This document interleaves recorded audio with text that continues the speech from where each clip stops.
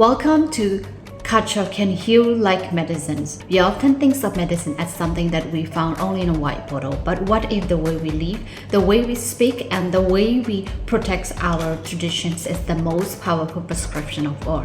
Today, we are looking beneath the surface of our beautiful heritage to address the silent challenges. We cannot talk about health without talking about life. We attempt to understand the socioeconomic content that control how we prioritize our healthcare and well-being. In that show, we don't just look at the data, we also look at the soul, because when we bridge the gaps between our ancient values and modern care, we realize that our cultures is not just our past, it is the medicine for our future. Let's begin. Hi, I'm Matt. I live in Victoria, a state in the southwest of Australia, where 22% of our population is older than 60. This demographic shift brings a public health challenge. Older people have a higher risk of developing non-communicative diseases, or NCDs for short. Of course, we can treat NCDs with medicine. But is there anything else we can do?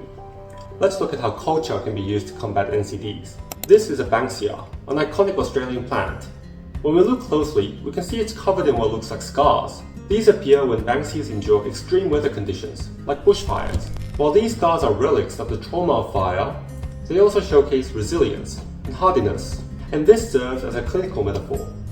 When we look at someone with an NCD, we shouldn't just look at their scars, we should also look at the resilience behind those scars, which can in turn be leveraged for healing. But individual resilience isn't enough. Studies show that lack of social connection can lead to increased risk of NCDs. Just as the banksia needs a specific environment to thrive, Victorians need community, and in particular, intergenerational connection. This is the eagle nest story basket. The story represented in this nest is about the eagle, a protector, caring for its children, providing food and warmth and comfort. And here is the Cobra mural, a modern manifestation of the same idea. It was created during the isolation of COVID to bring the community together into a contemporary eagle nest. In Victoria, we're beginning to learn that by embracing metaphors of resilience and cultural practices emphasizing community, we can truly begin to heal. But how does this look in a high-density global city? Let's have a look at Hong Kong to find out. Hi, I'm Violet, and I live in Hong Kong, which is also facing the challenge of an aging population, accompanied with an increase in the prevalence of non-communicable diseases. Although aging brings along with it a multitude of challenges, it can be a purse of beauty. Let's take a look at this artwork, 100 Show Characters by Li Zhang. On paper, the same character show has been stylized in 100 different ways in black ink. Each of them is different, yet all are beautiful. The Chinese character show means longevity, and it is often seen as a blessing in Chinese culture to live for a long time. Like these characters, the process of aging is unique for everyone, and people may experience different comorbidities.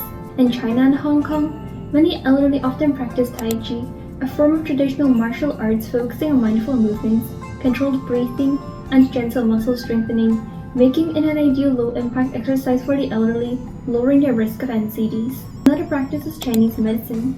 Since ancient times, the Chinese have been using herbs and acupuncture to maintain the balance within the body to improve health and well-being and prevent sickness. The prescription is different for everyone, making it personalized. By implementing cultural practices such as Tai Chi and traditional Chinese medicine, the health of citizens and the elderly can be improved, reducing the incidence of NCDs and improving the experience of aging. We've seen the beautiful metaphors of resilience in Melbourne and the symbolic longevity in Hong Kong. But here in Chiang Mai, we take those symbols and make them practical. Hi, I'm Belle. I live in Chiang Mai. When we talk about the soul needing rest, we practice it through Lanna sleeping maxims. Our ancestors left us instructions that act as a traditional sleep hygiene. They taught us to clear our minds before the sun sets. By following these maxims, we aren't just sleeping, we are actively preserving our nervous system through ancient wisdom. And when we speak of inner fire, we physically apply it through yam kang and herbal compresses. We use real heat to boost the immune system and treat the chronic pains that NCDs bring to our elders. But because we deal with the practical, we must face the practical challenges too. Take our Lan Na Lab. It's more than just a dish. It's a symbol of brotherhood and communal strength. However, the high sodium and traditional preparation are also real driver for hypertension in our community.